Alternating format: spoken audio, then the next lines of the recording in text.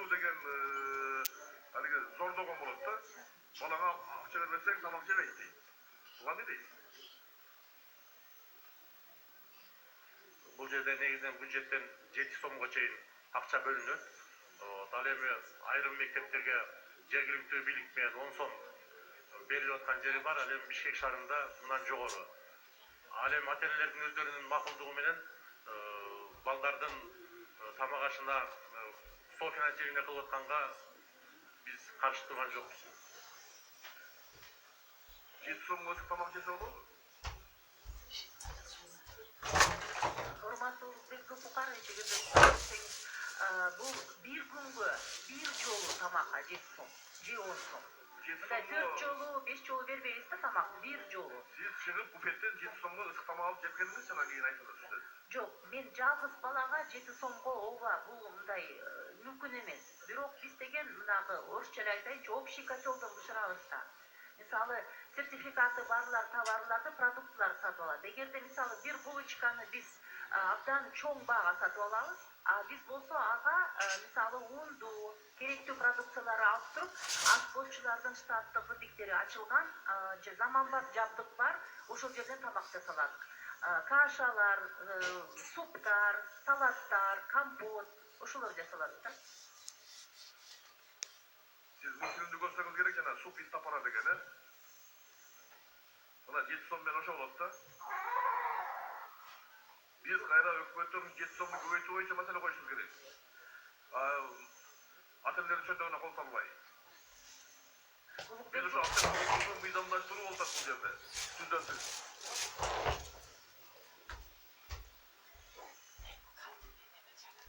Ошого сиз макул экенсиз, урматтуу министр. Жок, албетте мүмкүнчүлүк болсо биз бул сумманы көтөргөнгө өтө каалап атабыз. Мүмкүнчүлүккө жараша биз дагы өкмөттөн дайыма суранып, мүмкүн болушунча ушуну сумманы көбөйтүп берүүгө маселе коюп келе атабыз. Бул жерде дагы бир берене бар. Айыл чарба жерлерин кайра бөлүштүрүү фондунан мектептерге жер бөлүп берүү деген. Буга дагы макулсызбы? Урматтуу Бекзул Букарович, бул биздин мектептердин алдындагы жерлер мурда эле бөлүнүп калган. Биз болгондо ошо биология мугалими менен, мекен таануу мугалими менен, ошол жерде эксперименталдык жашынакай сабактар өткөрүлөт, балдарды эмгекке тарбиялоого үйрөтөбүз. Ал бул жерден урматтуу Тариел Улукбекович кошту, жер үлүштөрүн мүмкүнчүлүгүнө жараша бөлүп берүү деп экинчи окууга чейин кошумчалоо киргизилди. Мындай сөзсүз түрдө эмес да, кайсы жерде мүмкүнчүлүгү бар болсо. Мыйзам киргенден сөзсүз түрдө эмес деген болбойт да. Ошондой эмне токтоту. Эмне жазбадыр анда ошо биологияга башкага деп. Андай сөз жок. Эмне окуучулар иштебесиңер ал жерлерге, ким иштейт ал жерге? Мектептин алдындагы кичинекей аянтчаларда биз баягы салтка айланган эле өмүр бою эле балдар менен ар кандай өсүмдүктөрдү отургузуп, көрсөтүп, эксперименттерди жүргүзүп, бул деген биздин кадимки окуу планыбызда каралган эле нерсе. Ал эми 65%дан жогору мектептерибизде жанагы атайын кичинекей чакан чарбалары бар. Ал жерде колхозчулар кеңеши карап, көзөмөлдөп, анан баягы түшкөн жана продукцияга сертификат алып, ашканага түздөн түз балдарга колдонууга мүмкүнчүлүк бар. Ошонун бардыгын азыр биз подзаконный акт кылып, бүт жана механизмдерин иштеп жатабыз. Сиздерди да Кудай бурса бир аз сайын эле ошого талкууга чакырабыз сөзсүз. Сиз туруп жооп берип жатасыз да, мектептин алдындагы жерлер деп. Бул жерде так турат, кайра бөлүштүрүү фондунан деп жазылып турат.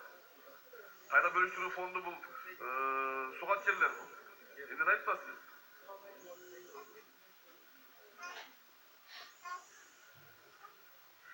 Жооп берет деп эле биринен жооп бере бересиңер. Так жооп бербейт. Түшүнбөсө ошодо. Бекзул Букарович 65%. Булар лапшаны элеп атышат да, лапша. Үлүштөрү бар да, мурда эле бөлүштүрүлүп калган. Ал ага кирбейт. Айнанайын замминистр кирбейт ага. Бул мындай факт да болгон эле. Убагында бөлүшүп калган. Ошон үчүн биз мына милдеттүү түрдө бөлүп бергиле деген жокпуз да. Мындан ары.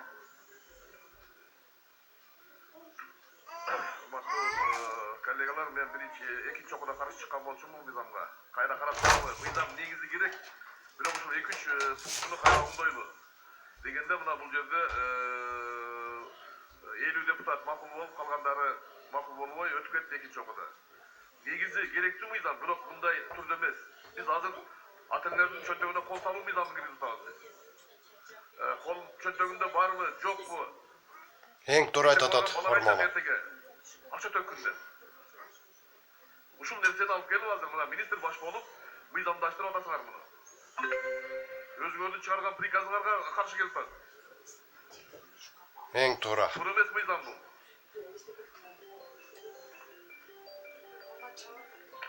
Молодец, формула. Мен талкууда айтам өзүм оюмду.